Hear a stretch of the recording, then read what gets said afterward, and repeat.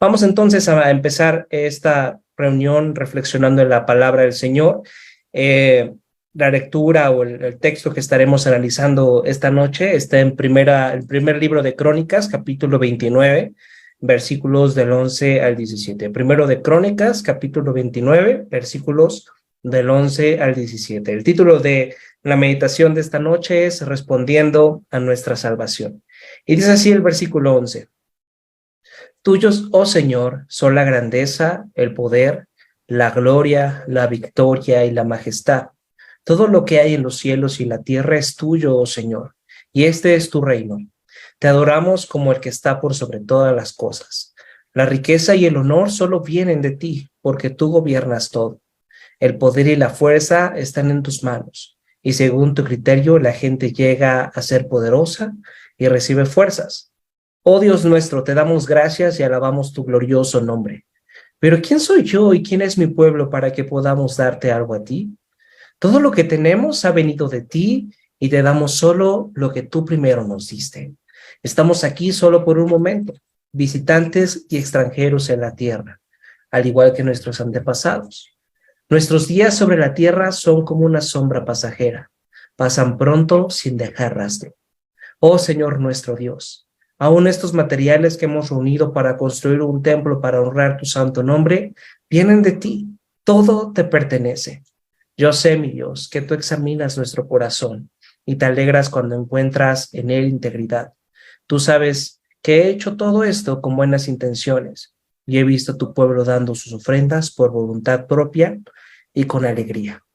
Esto dice la palabra del Señor y creo que es importante que entendamos el contexto acerca de estas palabras que está diciendo el rey David, esta oración que está levantando el rey David. Y David se encontraba levantando fondos para la construcción del templo en Jerusalén. Para David esto era muy importante porque se dio cuenta que él vivía en un palacio con todas las comodidades y le dolió en su corazón ver que el arca del pacto, donde la presencia de Dios se manifestaba, este famoso Shekinah, se encontraba en el tabernáculo hecho de pieles de animales. Entonces el rey David quería hacer una casa para Dios más impresionante de lo que era su palacio, para que la presencia de Dios pudiera estar en un lugar digno, en un lugar más impresionante a la tienda por la que había estado por varios años. Sin embargo, David no construiría este templo, lo haría su hijo Salomón. Entonces, David se encontraba levantando este fondo para la construcción del templo con la ayuda de las ofrendas del pueblo. Y en este capítulo 29 vemos que el pueblo responde con mucha generosidad para recaudar todo lo necesario. Y al ver la respuesta del pueblo, David alaba a Dios. Vean primero lo que dice David en su oración, ahí en el versículo 11. Dice: Tuyos, oh Señor, son la grandeza, el poder, la gloria, la victoria y la majestad. Todo lo que hay en los cielos y en la tierra es tuyo, oh Señor, y este es tu reino.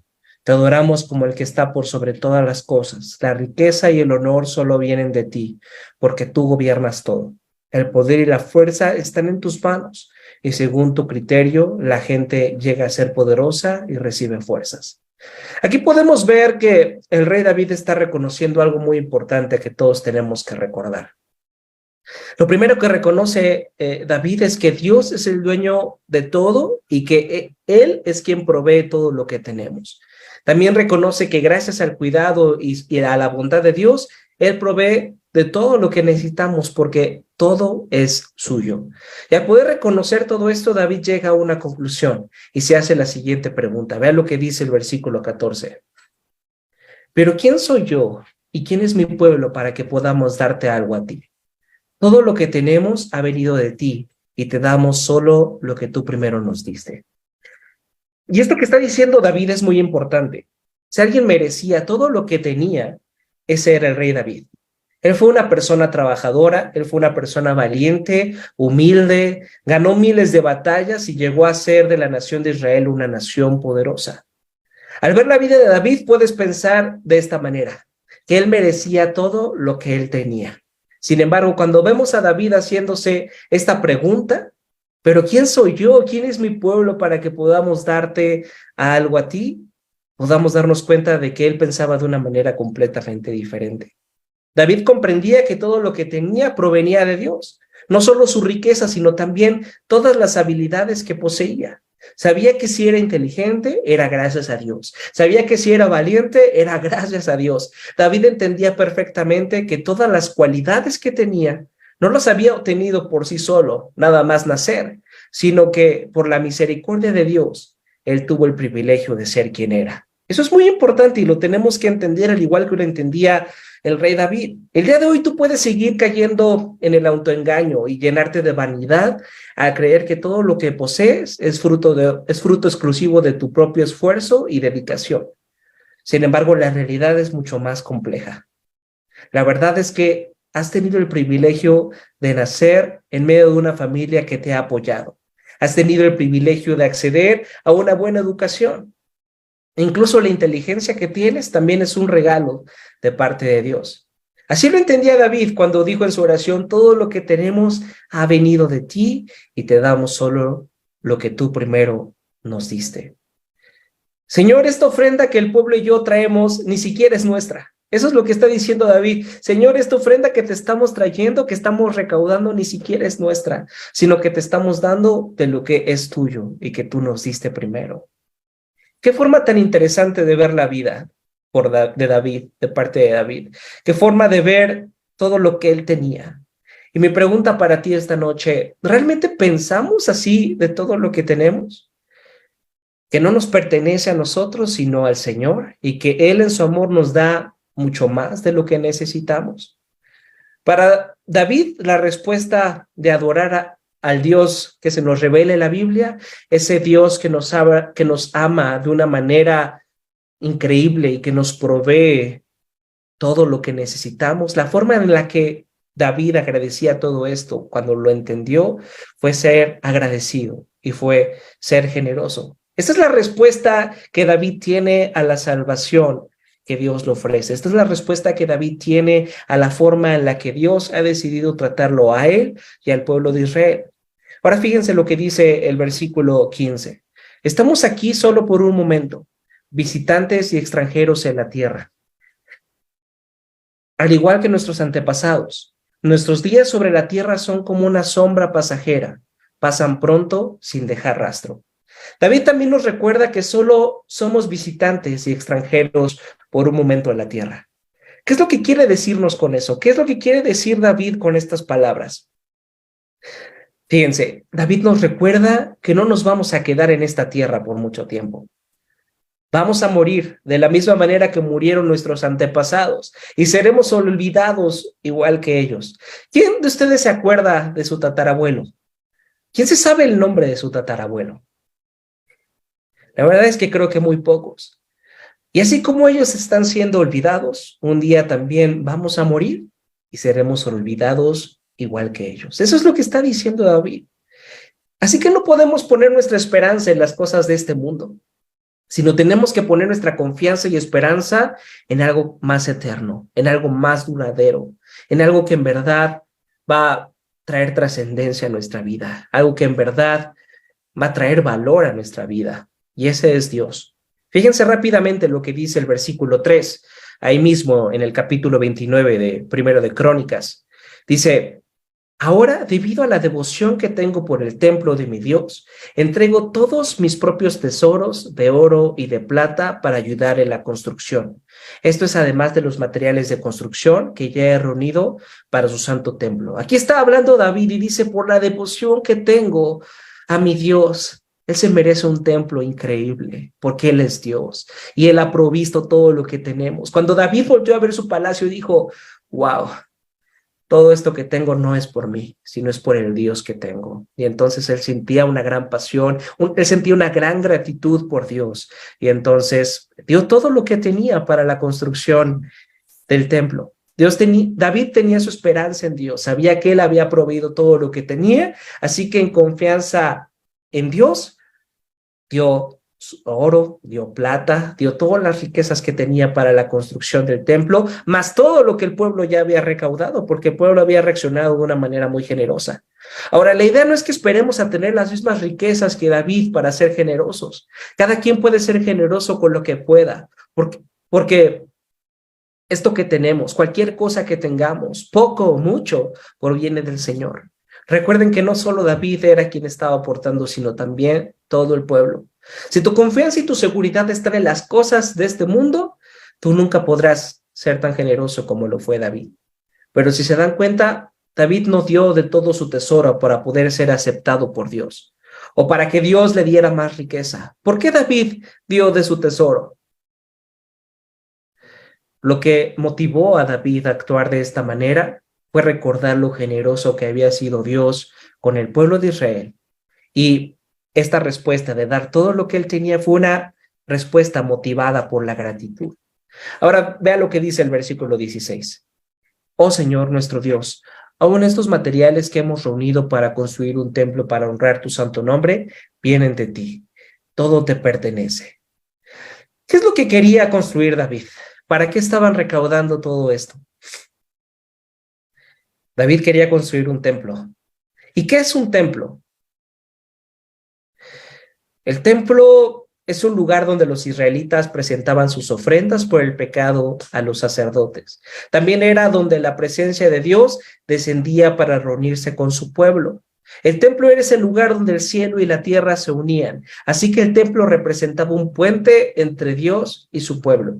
Pero por más que los israelitas presentaran sus sacrificios, ellos no podían llegar a ser tan dignos como para poder volver a habitar junto con Dios de la misma manera que lo hicieron nuestros antepasados, Adán y Eva.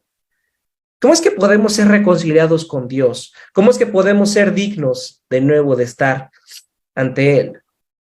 ¿A través de portarnos bien? ¿A través de echarle ganas? ¿Esa es la forma en la que podemos restaurar nuestra relación con Dios? No. Todos los días nos damos cuenta que por más que le echemos ganas, todo lo que hagamos será insuficiente para estar delante de nuestro Dios, de este Dios santo, de este Dios perfecto, de este Dios proveedor.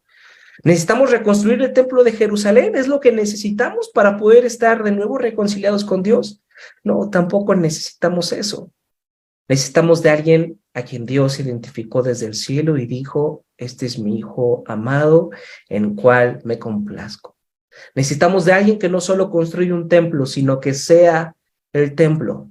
Necesitamos de alguien que diga, destruyan este templo y en 3 días lo levantaré y cuyo cuerpo sea ese templo. ¿Quién es digno de cumplir con todo esto? Sé que ya sabe la respuesta. Me refiero desde luego que a Cristo. Cristo no vino a construir el templo. Él vino a ser ese templo. Él vino a ser ese portal que nos reconciliaría con Dios. Tal cual Juan dice que Dios mismo vino a habitar entre nosotros. La palabra que utiliza el Evangelio de Juan para que se traduce como habitar es una palabra que en griego significa tabernaculizar. Es decir, Dios vino a tabernaculizar con nosotros. Dios mismo vino a habitar entre nosotros en la persona de Jesús. Él vino a ser ese puente que tú y yo necesitamos para estar reconciliados de nuevo con Dios.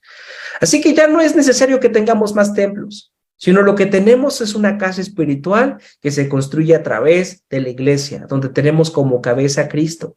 Y la iglesia es su cuerpo, y los cristianos deberíamos de vivir bajo el señorío de Cristo, que es nuestra cabeza. Y entonces en este tiempo ya no vamos a lugares en específico para adorar al Señor, porque entendemos que donde 2 o 3 estén reunidos en el nombre de Cristo, ahí está Él en medio de ellos. Y a Dios no nos pide construir más templos. Imaginen a una persona religiosa acercándose a los discípulos de Jesús después de su resurrección y después de su ascensión, preguntándoles, ¿ustedes son una nueva religión, no es cierto? Y los discípulos de Jesús que le hubieran respondido, algo así. Y el religioso les hubiera preguntado, ¿y dónde está su templo? Y los cristianos le hubieran respondido, no tenemos templo, Cristo es nuestro templo. Y el religioso hubiera dicho, eso es muy extraño. Entonces, ¿dónde trabajan sus sacerdotes? A lo que el cristiano respondería, bueno, lo que pasa es que no tenemos sacerdotes. Nuestro sacerdote es Cristo. Y ahí el religioso estaría más confundido que nunca y diría, espera un momento, si no tienen templo y tampoco tienen sacerdotes, ¿cómo es que presentan sus sacrificios? ¿Qué respondería el cristiano? no necesitamos presentar sacrificios, porque Cristo es nuestro perfecto y último sacrificio. Él es el Cordero que quita el pecado del mundo. Él es nuestro sacrificio, Él es nuestro sacerdote y Él es nuestro templo. ¿Se dan cuenta de la salvación tan perfecta que vino a ofrecernos Cristo? ¿Qué tipo de religión es esta?, diría el religioso. A lo que los cristianos responderían: esa es la cuestión. Nosotros no tenemos una religión, nosotros tenemos una persona. Las religiones del mundo dicen: vive así y serás aceptado. Pero Cristo con su evangelio nos dice: yo ya hice todo para que seas aceptado y ahora puedas vivir como deberías de vivir. Y la única forma en la que tú puedas vivir de esta forma es en gratitud a lo que yo he hecho por ti, es respondiendo a lo que yo he hecho por ti. Pensando en esto, David continúa orando así. Vea lo que dice el versículo 17. Yo sé, mi Dios, que tú examinas nuestro corazón y te alegras cuando encuentras en él integridad. Tú sabes que he hecho todo esto con buenas intenciones y he visto a tu pueblo dando sus ofrendas por voluntad propia y con alegría. Tenemos que entender que hay muchas personas que les encanta ser cristianos, pero que no les cuesta nada ser cristianos, que dicen amar a la iglesia, pero no sostienen a la iglesia. Dicen amar a Cristo, pero no son generosos con los demás como Cristo ha sido con ellos. Si tú no entiendes que todo lo que tienes es gracias a Dios y de lo que Él recibes, si tú no entiendes que todo lo que tienes es gracias a Dios y de lo que Él recibes das a la iglesia y a los más necesitados, siempre vas a amar más tu dinero que a Dios. David pudo ser generoso al entregar todo lo que tenía para el templo porque había integridad en su corazón. Pero ¿cómo surge esta integridad en nuestros corazones? ¿Cómo surgió esta integridad en el corazón de David? ¿Cómo es que podemos ofrendar como lo hizo David y como lo hizo en ese momento el pueblo de Israel? ¿Cómo es que podemos hacerlo? Recordando la ofrenda, que es sobre todo ofrenda. Cristo no logró nuestra reconciliación con Dios cambiando su estilo de vida únicamente. Cristo logró nuestra reconciliación con Dios perdiendo su vida. Cristo en la cruz pagó nuestra deuda espiritual para que podamos ser reconciliados con Dios. Cristo, siendo rico, se hizo pobre para que a través de su pobreza tú y yo pudiéramos llegar a ser ricos. ¿Se dan cuenta? La única manera en la que haya integridad en nuestros corazones es recordando lo que ya se ha hecho por nosotros. Al darnos cuenta que nuestros corazones no son tan generosos como lo era el corazón de David o como lo era en ese momento el pueblo de Israel, y que muchas veces somos indiferentes a las necesidades de los más vulnerables, solo nos queda pedir perdón al Señor y pedirle que nos ayude a recordar todo lo que Él ha hecho para que podamos responder correctamente a la salvación que Él nos ha ofrecido, para que podamos ser generosos de la misma forma que Él ha sido generoso con nosotros. Y hoy es un buen día para orar de esta manera, para pedir perdón al Señor y decir: Señor, cambia nuestros corazones, que podamos recordar lo que tú has hecho por nosotros todo el tiempo, a cada instante, y que esto transforme nuestros corazones para ser cada vez más como Cristo, quien siendo rico se hizo pobre para que nosotros pudiéramos llegar a ser ricos. Vamos a orar pensando en esto.